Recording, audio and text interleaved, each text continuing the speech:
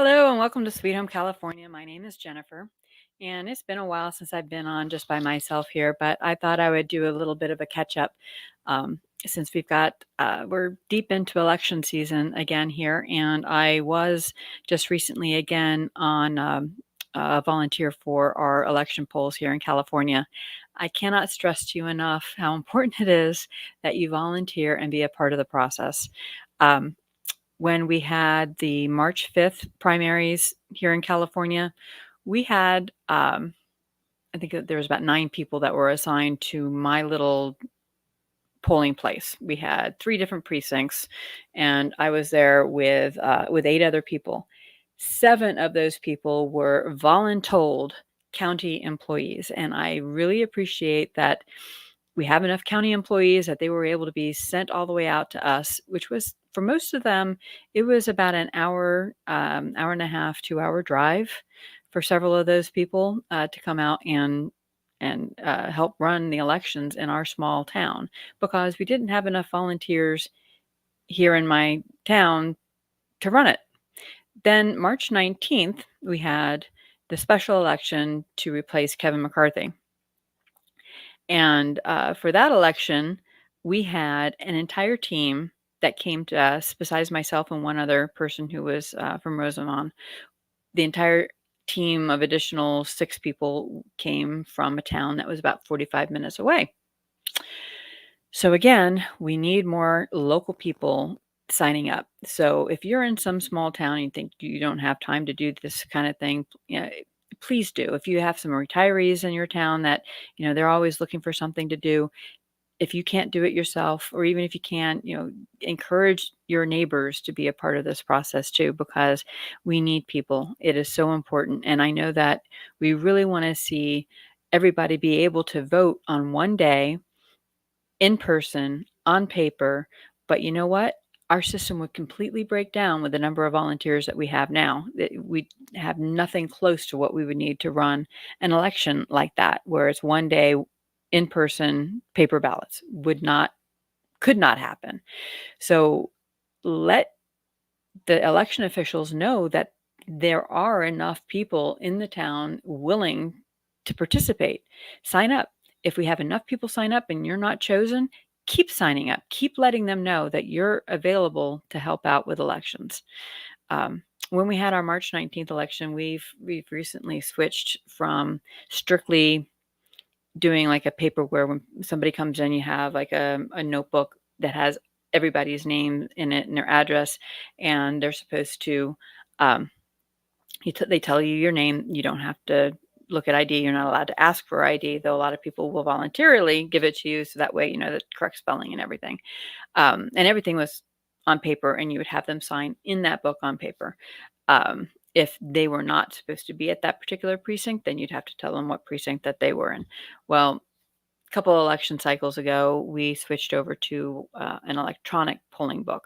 So they would be able to tell you your name, and then this electronic database, they would sign um, on the screen, like a little tablet thing.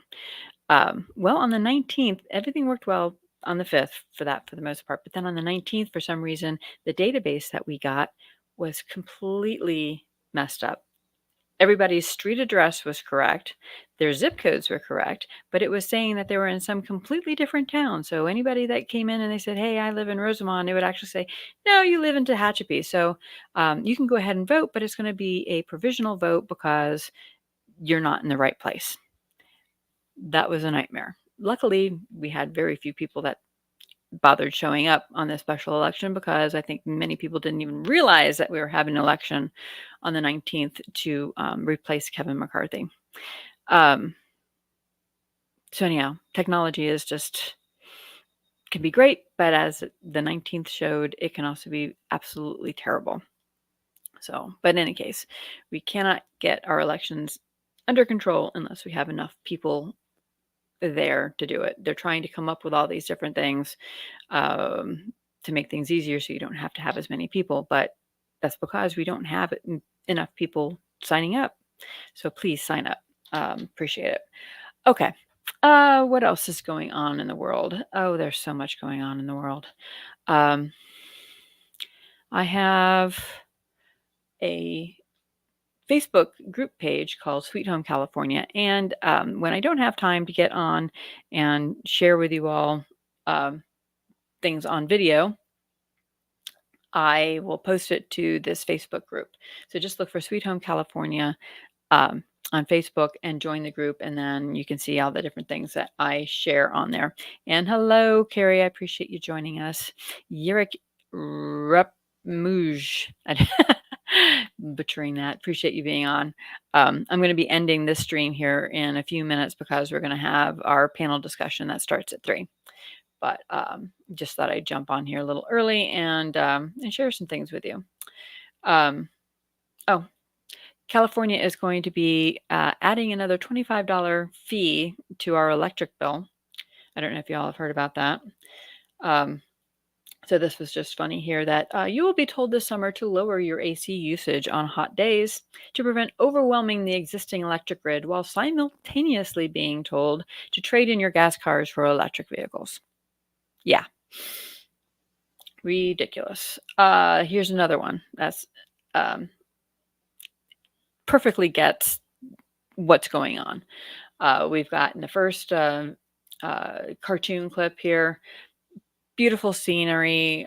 We've got birds, we've got sheep, we've got cows underneath some trees, and we've got the liberal saying, "What a terrible polluting environment!" Of course, referring to all the flatulence from the cows.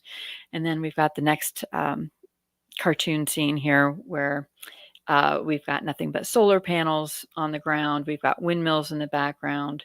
We've got dead birds at the base of the windmills, and the liberal is saying, so much better. That's better. Yep, that is upside down world. Another crazy thing that California wants to do, they want to have a new law. Actually, they already have the law. It goes into effect on July 1st. It's going to require drug testing. That any bar that sells alcohol will be required to provide either free or at a reasonable cost little test strips so that you can tell whether somebody put drugs into your drink. People could just keep a hold of their drinks too. But yeah, that's not going to have any negative effect on small businesses, I'm sure. And this last one here was talking about, why did you get 2 ballots in the mail for the California last primary? Well, because, of course, we had March 5th and then we had March 19th. And you will be getting some more ballots in the mail. One more ballot in the mail because the March 19th special election did not result in one person getting over 50%. So we're going to have another election on May 21st. So make sure you, again, if you are in California, if you're in any, volunteer to be part of the election process. For those states that still haven't had your primaries yet, there may still be time to be involved in that. Sign up for those. That would be great. Let people know, let the election officials know that there are enough people willing to volunteer that we would be able to handle a one-day in-person paper ballot type of election. Right now, as I said, I don't think it's possible. You got to show them that it's possible. Otherwise, these laws would never get passed because it would be impossible for it to happen. So anyhow, we are getting close to the next our next live. So I'm going to go ahead and go down from here now. But just stay tuned on this channel or go on over to South of the Border. And we need to show some love over there to John. He's used to be American in Exile. He's from Brazil. That channel got shut down. So we're trying to help build up his subscriber base over there on South of the Border. But you can watch it on my channel, watch it on his channel, show us both some love. And I will talk to you really soon. Talk to you later.